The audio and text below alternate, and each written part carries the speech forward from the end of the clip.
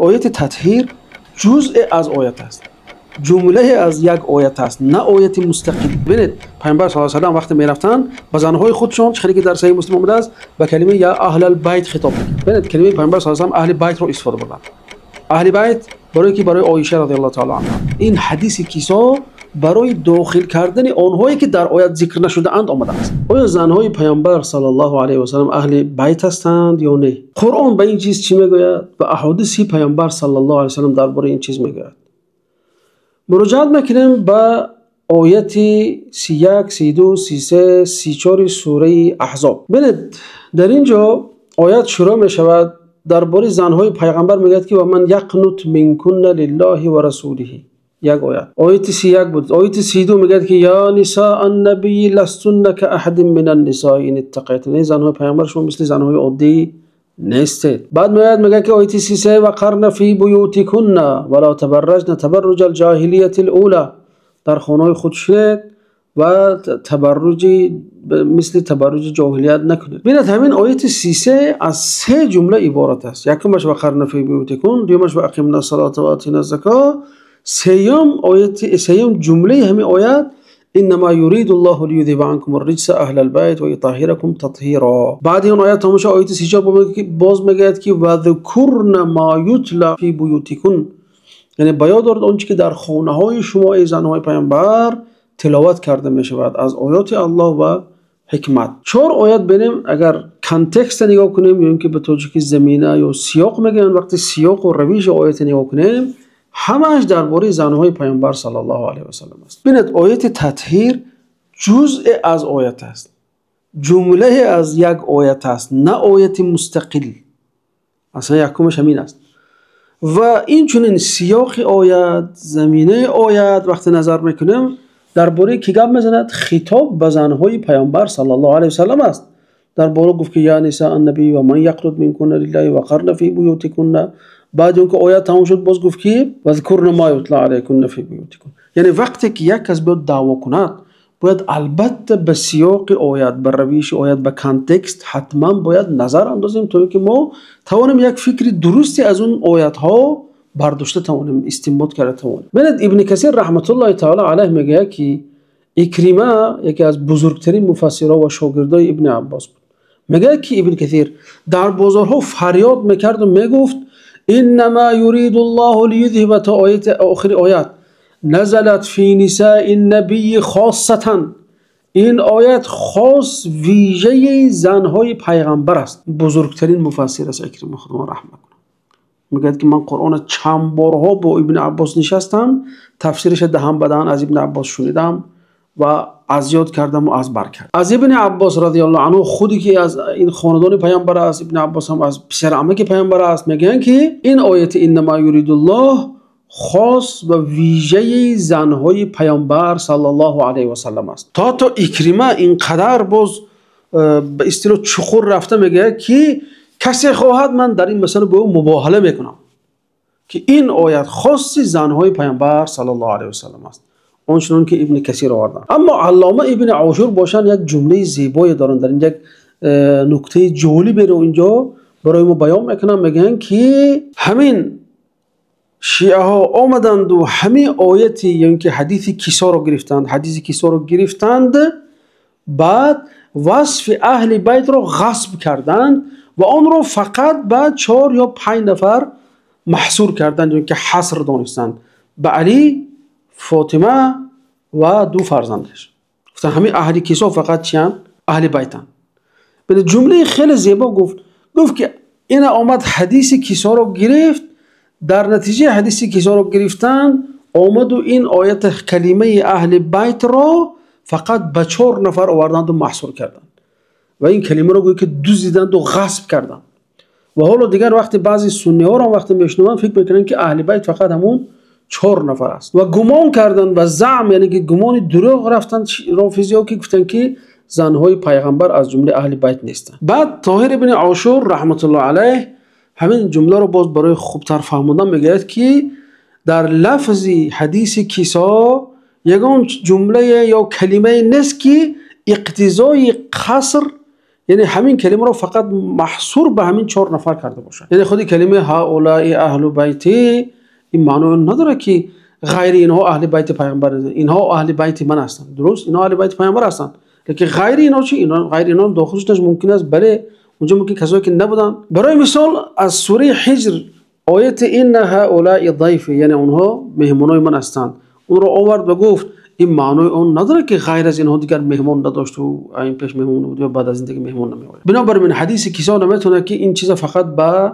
علی و فاطمه و حسن و حسین حصر کند. خب بیاد خود کلمه اهل بیت رو در قرآن ببینیم که به چه معناها استفاده شده است، یعنی که تفسیر قرآن با قرآن شد. چون که دونیم که در قرآن این کلمه در دیگر جاها به چه معناها استفاده شد، تو اینکه اینجا نیست تفسیر ما تفسیر درست شود. در قرآن کلمه اهل بیت بارها آمده است. ما با اون دیگر بارهایی که همین کلمه آمده است مراجعت میکنیم تو اینکه این آیه را تفسیر درست و تفسیر خوب کرده اونه. ببینید آیت در سوره هود میگه که قال یا ویلتا الید و انا عجوز و هذا بعلی شیخا. اینجا وقتی که فرشته های خدا آمدند و زن ابراهیم علیه السلام ساره را به بشارت و مژده دادن که فرزنددار خواهی شد، این زن تعجب کرد، گفت من پیرزنم، شوهرم هم دیگه پیرمرد شده است، این شهید این کار تعجب آور است. بعد فرشته در جواب چی گفتند؟ اتعجبین من امر الله، تو از امر خدا و از دستور خدا تعجب میکنی؟ رحمت الله و برکاته علیکم اهل البیت، رحمت خدا و برکت خدا بر شما بود ای اهل بیت. این آیه رو درست نظر کنیم. ببین میگه که اون زمان در خانه جز ابراهیم و زنش کسی دیگری نبود. این آیت دلالت قاطع بر اون دارد که زن از اهل بیت است. اگر زن از اهل بیت نمیشد فرشته ها این خطاب را به زن ابراهیم علیه السلام روا نمیدیدند. این چنین وقتی که برکت الله تعالی و رحمت الله تعالی سارا را نیز شامل شد، ابراهیم علیه السلام را نیز شامل شد. چرا که فرشته اینجا خطاب به کی کرد؟ به زن ابراهیم علیه السلام، یعنی که به واسطه به ساره خطاب کرد و او را و شوهرش را اهل بیت خوند، که این دلالت بر آن میکند که دلالت قاطع بر آن است که زن از اهل بیت مرد هست. این چنین آیت دیگر درباره حضرت موسی علیه السلام الله تعالی در سوره قصص میگه که فلما قضى موسی الاجل وسار باهله. در اینجا کلمه اهله دقت دید. این آیت دلالت بر آن میکند که کلمه اهل اطلاق شده به زوجی موسی علیه السلام و این دلالت بر آن میکند که دلالت قاطع است که کلمه اهل برای زن شخص اطلاق کرده می شود. این چنین در سوره هود میگه که قالوا یا لوط ان رسل ربك لن يصلوا اليك فاسر باهلك بقطع من الليل ولا يلتفت منكم احد الا امرأتك. اینجا نیز آیت صریح است که ترجمه شده دیده شده، صریح بر آن است که زن از اهل بیت است. چرا؟ چون که الله تعالی با لوط علیه السلام دستور داد که همراه اهلش شبانه براید. بعد از آن زنش را استثناء کرد از این جمله اهل که دلالت بر آن میکند که زن داخل به همین کلمه اهل است. لیکن اینجا که زنی لوط علیه السلام اهل ایمان نبود و اهل اسلام نبود، کافر بود، خداوند او را از این خاندان بیرون کرد. آیت دیگر در سوره یوسف میگه که قالت ما جزاء من اراد باهلك سوءا. یعنی اینجا خطاب کرده به همسر خودش گفته ایستاده است که پاداش آن کسی که به اهل تو به بدی نگاه کرد یا میخواست به اهل تو بدی کند چی است؟ پاداشش جز زندان یا اینکه عذاب دردناک نیست. برای که در این آیت هم کلمه زوجه به اهل استفاده شد، چون که اینجا من اراده به اهلک، اینجا گویم که زنی عزیز به عزیز خطاب دارد و گفته ایستاده است که این به من بچه‌شون بدی نگاه کرد به اهل تو. یعنی که بنابراین قرآن یعنی که بارها کلمه اهل را به زن استفاده برده است، بنابراین اول شده زن داخل این چیز می شود. میگذاریم به حدیث های پیامبر صلی الله علیه وسلم. حدیث ها وجود دارند که با وضوح دلت بر آن میکنند که زنهای پیامبر از جمله اهل بیت پیامبر صلی الله علیه و سلم هستند. حدیث انس ابن مالک رضی الله تعالی عنه که خدمتگار پیامبر صلی الله علیه و سلم بود. ما اینجا فقط همون موضع شاهد چه میبریم، میگه که پیامبر ولیمه دادن وقتی با زینب خانه‌داری کردن، با مردم ولیمه دادن، مردم سیر کردن. خلاصه اینجا میگه که هر نفری از اونها میامد و میگفت که سلام علیکم کیف انتم یا اهل البیت. پیامبر صلی الله علیه و سلم خانه هر یکی از زنهاشون میرفتند، همون شب پیش که با خانه زینب روند، به همه زنهاشون رفتن سلام علیک کردن، میگفتن که سلام بر شما، چگونه هستید شما ای اهل بیت؟ فیقولون بخیر یا رسول الله. اون زنها میگفتن که الحمدلله خوب هستیم. بعد هر یکی اونو پرسیدن که کیف وجدت اهلک، یعنی که زنی خودت را چگونه یافتی، یعنی که کلین معقول شد یا نشد به اصطلاح تاجیکی. پیامبر میگفتن که بخیر. این کتاب صحیح مسلم است. یعنی ببینید پیامبر صلی الله علیه و سلم وقتی میرفتن با زنهای خودشون، چخیلی که در صحیح مسلم آمده است، با کلمه یا اهل البیت خطاب میکردن. مثال دوم حضرت عایشه رضی الله عنها میگن که پیامبر صلی الله علیه و سلم بار بر منبر برآمده گفتن یا معشر المسلمین، ای مسلمانان گفتن. این وقتی که حضرت عایشه را بعضی تهمت زدن نامردا. حدیث در بخاری و مسلم است.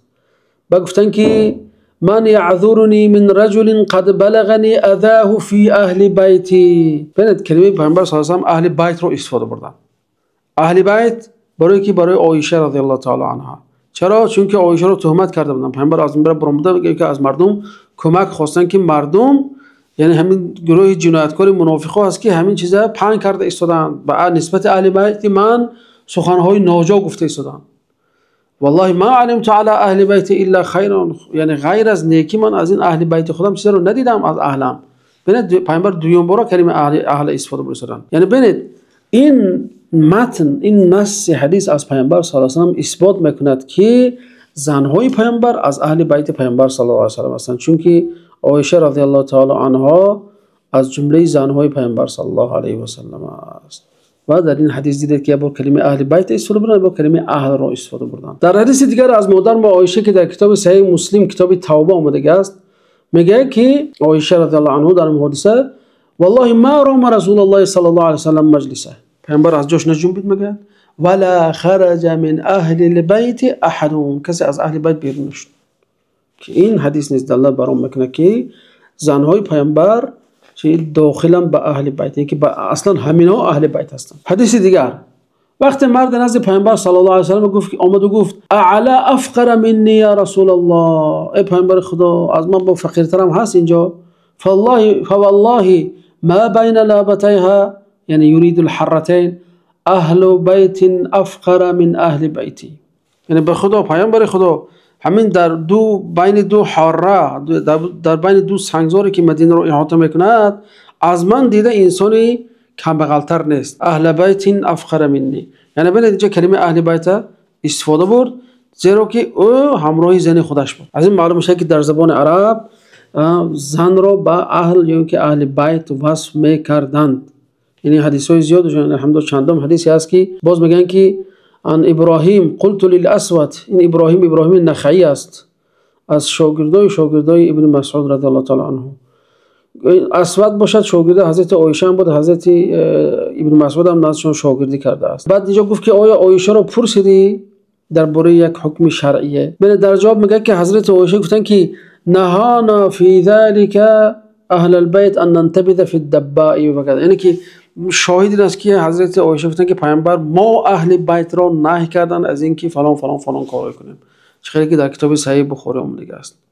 یعنی اینجا نهانا عن ذلک اهل البیت معنیش این است که از اون چه معلوم میشد زنهای پیامبر از جمله اهل بیت بودند و این یک نصی صریح در این مسئله هست. یا در حدیث دیگر حضرت عایشه میگن که این کنا آل محمد، ما بودیم آل محمد، ماه میگذشت لیکن در خانه ما آتش در نمیگرفت، یعنی که طعام نبود در ما فقط اکتفا میکردیم با خرما و آب، چیزی که در حدیث مسلم اومده است. یعنی این حدیث نص در اون است که امهات المؤمنین از آل بیت پیامبر صلی الله علیه و سلم بود.